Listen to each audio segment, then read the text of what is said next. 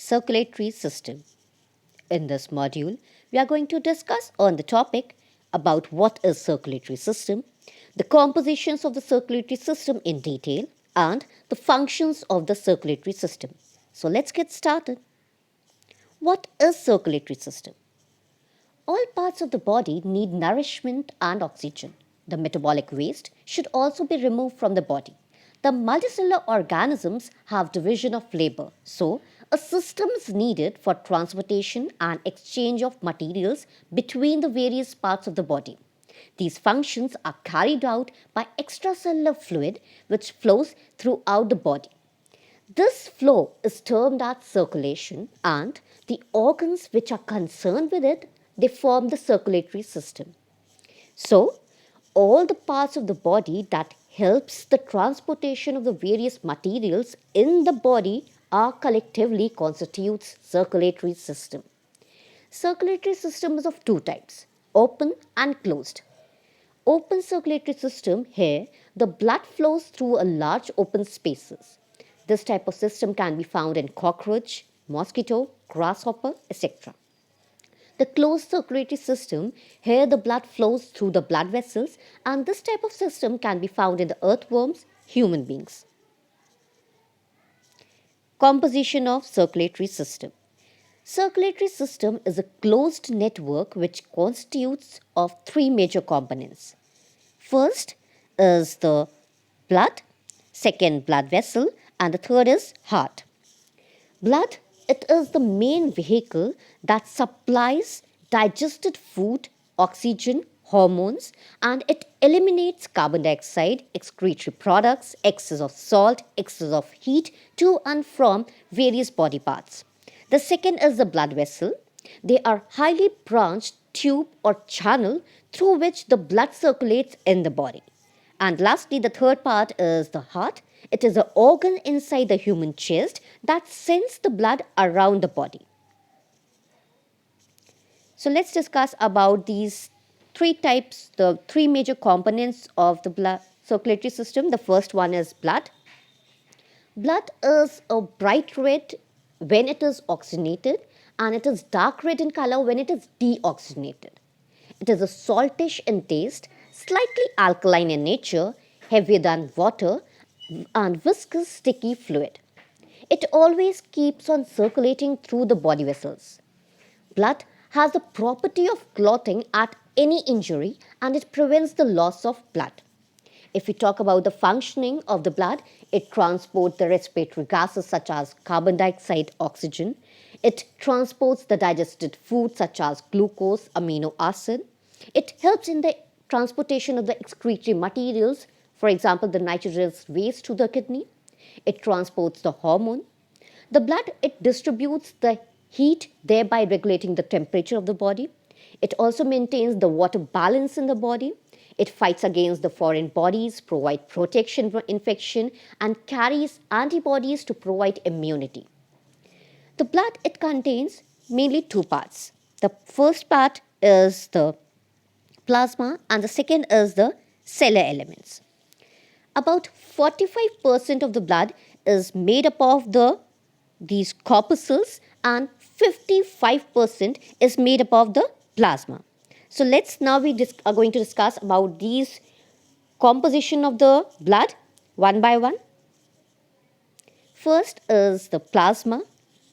Plasma is the fluid portion of the body blood, slightly yellow colored and alkaline as shown in the picture also. It forms 50 to 60% of the total blood, sticky and slightly heavier than water. 90 to 92% of the plasma, it is made up of water, 7 to 8% protein, 1% inorganic salts, and the other substances and traces. Seeing the functions of the plasma, it helps in the digestion of the food such as glucose, amino acid, fatty acid, etc. And they are supplied from the alimentary canal to all the body cells by the way of the plasma. About 3% of the oxygen is supplied to the body cells and is transported in dissolved state in the plasma. The hormones are the excretion of the endocrine glands. They are transported to the target organs by the way of the plasma of the blood only. The blood transport heats from the organs such as liver and muscles to the organs from where it is being continuously lost. The second type of part of the blood is the cellular elements. Cellular elements are the shaped structures visible under the microscope as cells and cell-like structures present in the blood. They form 42 to 45% of the blood. They are of three types as RBC, WBC and platelets. RBC also termed as erythrocytes, WBC leukocytes and platelets as thrombocytes. So now we are going to discuss about these three types of cellular elements also. First, RBCs. They are also named as erythrocytes. They are very small, measuring about 7.7 μm in diameter, biconcave, disc-like denucleated cells in the mammalian blood. If we talk about the lifespan, the RBCs have a lifespan of 120 days. These young immature RBCs, they contain nucleus, mitochondria, endoplasmic reticulum and other organelles. But during maturation, these organelles disappear so as to accommodate more hemoglobin for the transportation of oxygen. Erythrocytes are red in color because of the presence of the respiratory pigment called hemoglobin. It is present in the colorless spongy body or stroma of the RBCs. It is composed of hematin, an iron-containing pigment, and globin, a protein. RBC count increases during physical activity, pregnancy, and emotional stress. If we talk about the functioning of the erythrocytes, they perform two main functions. Firstly, the hemoglobin in the cytoplasm of the erythrocytes, it helps in the transportation of oxygen from the respiratory organs to the body cells. And secondly, about 23% of the carbon dioxide is produced in the cells is carried from tissues to the respiratory organs for its elimination by the erythrocytes. The next type is WBCs. WBCs are also named as white blood corpuscles or leukocytes. They are generally amoeboid nucleated corpuscles. The lifespan of WBC is around 13 to 20 days, after which they get destroyed in the lymphatic system. These WBCs are produced either in the bone marrow or in the lymph nodes or spleens. The extraordinary increase in the number of the leukocytes, that is increase in the number of the WBCs, it is termed as leukemia, or in general we call it as blood cancer. And decrease in the number of the WBCs is termed as leukopenia. Based on the structure, WBCs are of following types as shown in this picture also: neutrophils, eosinophils, basophils, lymphocytes and monocytes. So now I'm going to talk about these different types of WBCs. The first is your eosinophils, which are also termed as your acidophils. Their cytoplasm is alkaline, bilobed nucleus. The second is basophils. Their cytoplasm is acidic and the nucleus is three-lobed. Third, neutrophils. The cytoplasm is nucleated. Nucleus is 3 or 4-lobed, or it can be multi-lobed. These three, the eosinophils, basophils and neutrophils. The above picture which is shown here, these neutrophils, eosinophils and basophils, these are altogether termed as granulocytes. Next are the parts of the agranulocytes, that is your monocytes and the lymphocytes. The monocytes are also termed as phagocytes. They are the largest sized leukocytes. They have large amoeboid cells having large kidney-shaped nucleus. It helps in the engulfing the foreign particles also. The last type of WBC is lymphocytes. They are size of the RBC, round-shaped, have a very large nucleus. They provide antibodies that provide immunity against specific diseases. Now let's talk about the third type of cellular element, that is platelets. Platelets, also called thrombocytes, They are smallest sized corpuscles of all the three types. They are denucleated. They are also produced in the red bone marrow from same giant cells called megakaryocytes. If we talk about the lifespan of the platelets, it has a lifespan of about 3 to 5 days. And the function of the platelet is platelets are responsible for the blood clotting at injuries. On disintegration, platelets produce a chemical called thromboplastin or thrombokinase. It initiates the chain of reaction involved in the blood clotting. The next is blood vessels. Blood vessels are highly branched tubes or channels through which the blood circulates in the body. These are mainly of three types, as shown here also: arteries, capillaries, and veins. So I'm going to discuss about these three one by one. The first is the arteries. Arteries distributes the oxygenated blood to various body parts from the heart except the pulmonary artery. They have a very thick muscular wall, highly elastic blood vessel having a narrow lumen. The walls of the arteries are made up of three layers of the tissues: external layer as tunica interna, middle layer as tunica media, and endothelium as tunica interna. The second type of blood vessel is the veins.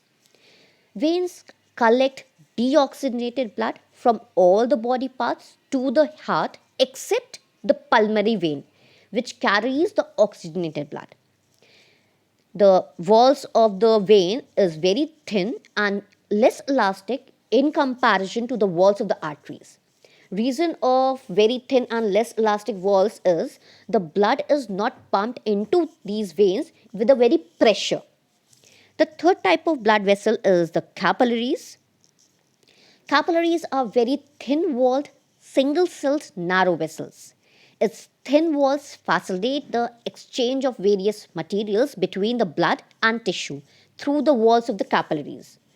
Oxygen and nutrients diffuses from blood to body tissues, while carbon dioxide and metabolic waste diffuses from the tissue to the blood. The third part of the circulatory system is the main part is the heart. Human heart is reddish brown, pulsatile, pumping center. It pumps and collects the blood to and from the various body parts. It is of the size like a closed fist and having weight of about 300 gram. It is broad conical structure. It is present right in the center, not on the left side, between the two lungs in the thoracic cavity above the diaphragm. The upper part of the heart is broad and called as base, as shown in the picture also, and the lower pointed side is termed as apex, as we can see in this picture also. This broad area is the base and the pointed part is the apex. Heart is well protected by the bones that form a thoracic cage. When working, the contraction of the heart is more powerful at apex end, which gives a feeling that the heart is on the left side. So this is only the reason that we feel that heart is on the left hand side, but this is not the fact. Heart is covered by a two-layered sac called pericardium. Between the two layers, pericardial fluid is present, which protects the heart from any kind of mechanical injury and shock, and it keeps the tissues of the heart moist for proper functioning. The heart, it undergoes regular contraction and relaxation. The contracted phase, it is termed as systole, and the relaxed phase, it is termed as diastole.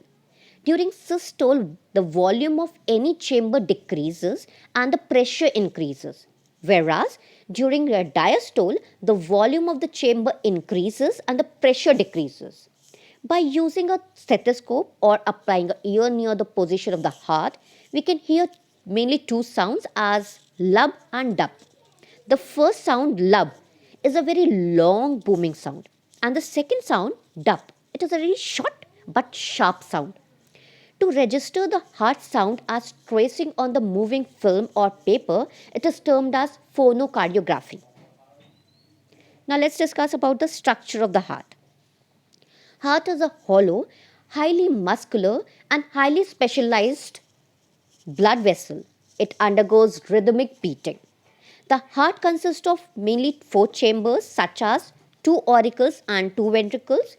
So I'm going to discuss about the auricles and ventricles, what they mean about. First, auricles, which are also termed as atria. They are the pair of very thin walled chambers present towards the base of the heart. They are named as right auricle and left auricle, or right atrium and left atrium. Auricles are very thin walled chambers as they are to push the blood into the ventricles just below them. The second type is the ventricles. They are the pair of very thick walled chambers present towards the apex and are named as right ventricle and left ventricle. They are broad at the upper end but taper at the apex, as shown in this picture also. It is tapered at the apex there. Seeing the structure from the right upper corner of the left ventricle starts a large tubular aorta. This is the aorta, which supplies the blood to all body parts. From left upper corner of the right ventricle, this side, starts a large tubular pulmonary arc. This is the arc, which supplies impure blood to the lungs. The left ventricle has a thickest wall as it has to push the blood to the toes of the feet. Functions of the circulatory system. Circulatory system helps in sustaining all the organ systems. It transports the blood, nutrients, oxygen, carbon dioxide, hormones throughout the body. It protects the cells from pathogens. The circulatory system, it acts as an interface for cell to cell interaction. The substances present in the blood helps to repair the damaged tissues also. Now, some of the questions are there based on the topic which I have discussed. So, test yourself.